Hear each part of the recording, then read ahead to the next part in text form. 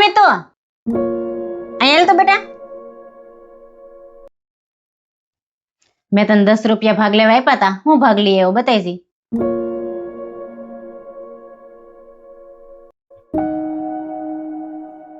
આ તો 2 રૂપિયાની ચોકલેટ છે. બાકીના 8 રૂપિયા લાવો.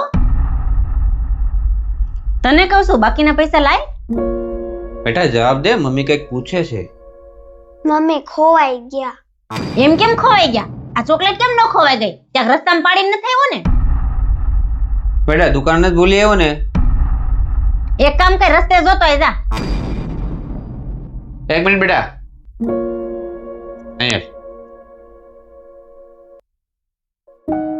શું થયું બેટા? રસ્તામાં પડી ગયા પૈસા કે દુકાન ભૂલી આવ્યો? હે કે આમાં શું છે બેટા?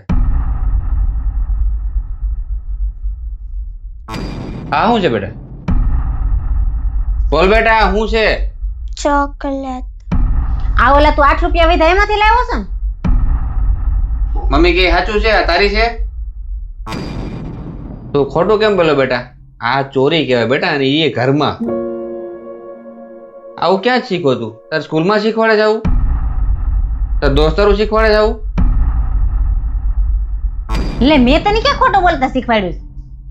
મમ્મી યાદ કરો, તમે 700 રૂપિયાનો ડ્રેસ લીધો હતો ને, ઈ તમે પપ્પાને 1000 રૂપિયાનો કીધો. બસ આમાંથી જ હું ખોટું બોલવાનું શીખો. બસ લેવે બંધ થા, બહુ જીબડી હાલે છે તારી. બસ લે, બંધ થઈ જાય, એને ખીજાવવાની જરૂર નથી. બાળકો તો ભગવાનનું રૂપ કહેવાય. એ જેવું જોવે છે ને એવું જ તમારી પાસે શીખે છે. એટલે હંમેશા યાદ રાખો, જેવું તમે બાળકોને શીખવાડવા માંગો છો ને એની સામે એવું જ વર્તન કરો. તો મિત્રો, બાળક છે ને એક કોરી પાટી કહેવાય છે. તમે એમાં જેવું લખશો ને એવું લખાશે. એટલે હંમેશા યાદ રાખો, તમે જેવા બાળકોને સંસ્કાર આપવા માંગો છો ને એની સામે એવું જ વર્તન કરજો. તો મિત્રો તમને આ વિડીયો કેવો લાગ્યો કોમેન્ટ કરજો. અને જો સારો લાગ્યો હોય ને તો કેટલા પરિવારને મોકલવાનો? 10 પરિવારને.